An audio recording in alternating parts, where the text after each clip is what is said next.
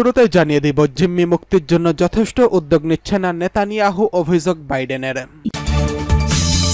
জানিয়ে দেব, পূর্ব ইউক্রেনে দ্রুত গতিতে অগ্রসর হচ্ছে রাশিয়া, দাবি ভ্লাদিমির পুতিনের। এছাড়া রয়েছে ব্রিক্সে যোগ দেওয়ার আবেদন করছে তুরস্ক, বলছেন ব্লুমবার্গ। সর্বশেষ জানিয়ে দেব, লোহিত সাগরের ট্যাঙ্কার ও বাণিজ্যিক জাহাজে হামলা। জিম্মি মুক্তির জন্য যথেষ্ট উদ্যোগ নিচ্ছে না নেতানিয়াহু, বলছে জো বাইডেন। যুক্তরাষ্ট্রের প্রেসিডেন্ট জো বাইডেন বলেছেন, ইসরায়েলের প্রধানমন্ত্রী বেঞ্জামিন নেতানিয়াহু গাজায় হামাসের হাতে আটক জিম্মিদের মুক্তির জন্য যথেষ্ট উদ্যোগ নিচ্ছেন না। সোমবার ২রা সেপ্টেম্বর বাইডেন জানায়, শিগগিরই যুক্তরাষ্ট্র একটি চূড়ান্ত প্রস্তাব নিয়ে জিম্মি মুক্তির যুদ্ধবিরতি নিয়ে আলোচনাকারী মধ্যস্থকারীদের সামনে হাজিরা দেবে। ব্রিটিশ বার্তা সংস্থা রয়টার্স এই খবর জানিয়েছেন। রবিবার ইসরায়েলি বাহিনী গাজায় একটি সুড়ঙ্গ থেকে ৬ জিম্মির মরদেহ উদ্ধার করেছে, যার মধ্যে ২৩ বছর বয়সী আমেরিকান ইসরায়েলি হার্স গোল্ডবার্গ পেলিনো ছিলেন। ইসরায়েলি সেনাবাহিনী জানায়, এই জিম্মিরা সম্প্রতি ফিলিস্তিনি হামাস যোদ্ধাদের হাতে নিহত হয়েছেন।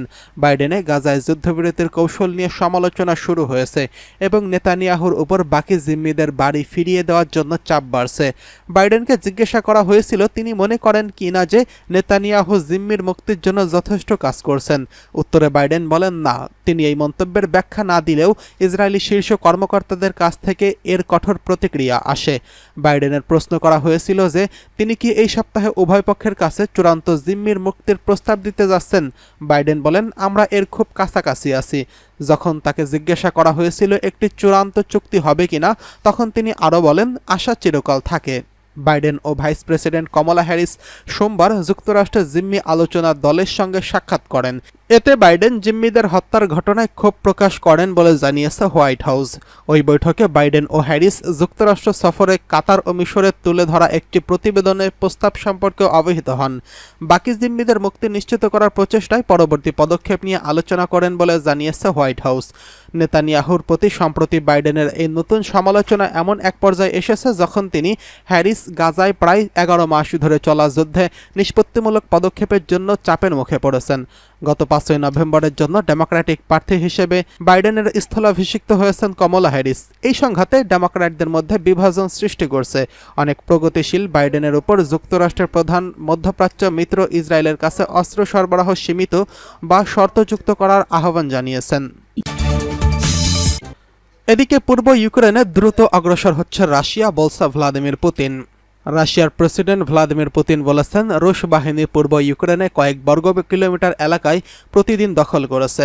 সোমবার ২রা সেপ্টেম্বর তিনি বলেন, মস্কোর বাহিনী ইউক্রেনের প্রধান প্রতিরক্ষা রেখা ভেদ করার চেষ্টা চালাচ্ছেন। ব্রিটিশ বার্তা সংস্থা রয়টার্স এই খবর জানিয়েছেন। পুতিনের মতে, রাশিয়ার বাহিনী এখন এমন দ্রুত গতিতে অগ্রসর হচ্ছে যা দীর্ঘদিন ধরে দেখা যায়নি। বর্তমানে তারা ইউক্রেনের পূর্বাঞ্চলে বেশ কিছু এলাকা দখল করে নিচ্ছে, যা কিয়েভের ২০২৩ সালের পাল্টা আক্রমণে উল্লেখযোগ্য সাফল্য না আসার পর থেকে শুরু হয়েছে। রাশিয়া ইতোমধ্যে ইউক্রেনের ১৮% এলাকা নিয়ন্ত্রণ করছে। পুতিন বলেন, আমরা দনবাস অঞ্চলে দীর্ঘদিন ধরে এমন গতিতে অগ্রসর হয়নি। এখন আমরা ২০০-৩০০ মিটার নয়, বরং কয়েক বর্গ কিলোমিটার এলাকা দখল করছি। রুশপন্থী সামরিক ব্লগাররা জানিয়েছেন, রুশ বাহিনী বর্তমানে পূর্ব ইউক্রেনের সলিডোভে ইউক্রেনস্ক শহরে যুদ্ধ করছে, তবে ইউক্রেনের পক্ষ থেকে তাৎক্ষণিক কোনো মন্তব্য পাওয়া যায়নি। সামরিক বিশ্লেষক উইরি পোদলিয়াকা জানিয়েছেন, সলিডোভে এবং ইউক্রেনস্ক শহরে তীব্র যুদ্ধ চলছে। রুশ এই ইউক্রেনীয় বাহিনী উভয়ই সেখানে শক্তি বৃদ্ধি করছে। ২০২২ সালের ফেব্রুয়ারিতে যুদ্ধ শুরুর আগে এই শহরগুলো জনসংখ্যা ছিল যথাক্রমে ২০ থেকে ১০ হাজারেরও বেশি। রুশ সামরিক ব্লগার রাইবার জানিয়েছেন, উভয় শহরেই যুদ্ধ চলছে। রাশিয়ার রাষ্ট্রীয় বার্তা সংস্থা তাস জানিয়েছে, সেলিডোভের কিছু অংশ ইউক্রেনীয় বাহিনীকে পিছু হটিয়ে দেওয়া হয়েছে। রুশ বাহিনী কুরাখিভকা শহরের দিকে অগ্রসর হওয়ার মাধ্যমে ইউক্রেনের প্রতিরক্ষা লাইন ভেঙে পক্রোভস্ক দোনেস্ক সড়কের উপর নিয়ন্ত্রণ বাড়ানোর চেষ্টা করছে। এছাড়া তারা এই অঞ্চলে একটি বড় অংশকে ঘিরে ফেলার প্রচেষ্টা চালাচ্ছে বলে জানিয়েছে রুশ সামরিক ব্লগাররা। এদিকে ব্রিক্সে যোগ দেওয়ার আবেদন করছে তুরস্ক, বলছে ব্লুমবার্গ। তুরস্ক আনুষ্ঠানিকভাবে উদীয়মান অর্থনীতির দেশ হিসেবে ব্রিক্স ব্লগে যোগ দেওয়ার আবেদন করছে। তুর্কি প্রশাসনের নাম প্রকাশ্যে অনিচ্ছুক কর্মকর্তাদের মতে আন্তর্জাতিক প্রভাব বৃদ্ধি ও পশ্চিমা মিত্রদের বাইরে নতুন সম্পর্ক গড়ার লক্ষ্যে এই পদক্ষেপ নিয়েছে আঙ্কারা। মার্কিন সংবাদ মাধ্যম ব্লুমবার্গ এই তথ্য জানিয়েছেন। তুর্কি কর্মকর্তারা বলেছেন, প্রেসিডেন্ট রজব তাইয়েপ এরদোয়ানের প্রশাসনের মতে ভূরাজনৈতিক ভারসাম্য উন্নত অর্থনীতিগুলোর হাত থেকে সরে যাচ্ছে। দেশটির নতুন এই কূটনৈতিক পদক্ষেপ বহুমুখী বিশ্বের সব পক্ষের সঙ্গে সম্পর্ক স্থাপনের আকাঙ্ক্ষা প্রতিফলিত করে। সেই সঙ্গে ন্যাটোর মূল সদস্য হিসেবে তার দায়িত্ব পালন করে যাওয়াকে তুলে ধরেছেন। কর্মকর্তারা আরও বলেছেন, ইউরোপীয় ইউনিয়নে যোগদানের দীর্ঘমেয়াদী প্রচেষ্টার অগ্রগতির অভাবে এবং 2022 সালে রাশিয়া ইউক্রেন আক্রমণের পর ন্যাটো সদস্যদের সঙ্গে সম্পর্কের অবনতির কারণে ব্রিক্সে যোগ দেওয়ার আবেদন করেছে। কয়েক মাস আগেই করা এই আবেদন। তুরস্কের পররাষ্ট্র মন্ত্রণালয় এবং প্রেসিডেন্টের কার্যালয় এই বিষয়ে মন্তব্য করতে অস্বীকৃতি জানিয়েছেন। ইস্তাম্বুলে এক বক্তৃতায় এরদোয়ান বলেছিলেন, তুরস্ক যদি পূর্ব ও পশ্চিমে উভয় সঙ্গে সম্পর্ক উন্নত করতে পারে তাহলে এটি শক্তিশালী, সমৃদ্ধ ও প্রভাবশালী একটি দেশ হয়ে উঠবে। এছাড়া অন্য কোনো পন্থা তুরস্কের জন্য ক্ষতিকর হবে। BRICS block Brazil, Russia, Bharat, চীন এবং দক্ষিণ আফ্রিকার সমন্বয়ে গঠিত। এই বছরের শুরুতে ইরান, সংযুক্ত আরব আমিরাত, ইথিওপিয়া, মিশর নতুন সদস্য হিসেবে যোগ দেয়। সৌদি আরবকে যোগদানের আমন্ত্রণ জানানো হয়েছে, তবে তারা এখনও যোগ দেননি। কাজানে 22-24 অক্টোবরে অনুষ্ঠিত হতে যাওয়া সম্মেলনে ব্রিক্সের সম্প্রসারণ নিয়ে আলোচনা হতে পারে বলে জানা গেছে। মালয়েশিয়া, থাইল্যান্ড, তুরস্কের ঘনিষ্ঠ মিত্র আজারবাইজান সহ অন্যান্য দেশও ব্রিক্সে যোগদানের আগ্রহ প্রকাশ করেছেন। এদিকে লোহিত সাগরের ট্যাঙ্কার ও বাণিজ্যিক জাহাজে হামলা। লোহিত সাগরের ইয়েমেন উপকূলে দুটি জাহাজে হামলার শিকার হয়েছে। পানামার পতাকাবাহী তেল ট্যাঙ্কার দুটি ক্ষেপণাস্ত্র আঘাতে আক্রান্ত হয়েছে। এছাড়া একটি বাণিজ্যিক জাহাজ ড্রোন হামলার মুখোমুখি হয়েছে। ব্রিটিশ মেরিটাইম সংস্থার বরাতে ব্রিটিশ বার্তা সংস্থা রয়টার্স এই খবর জানিয়েছেন।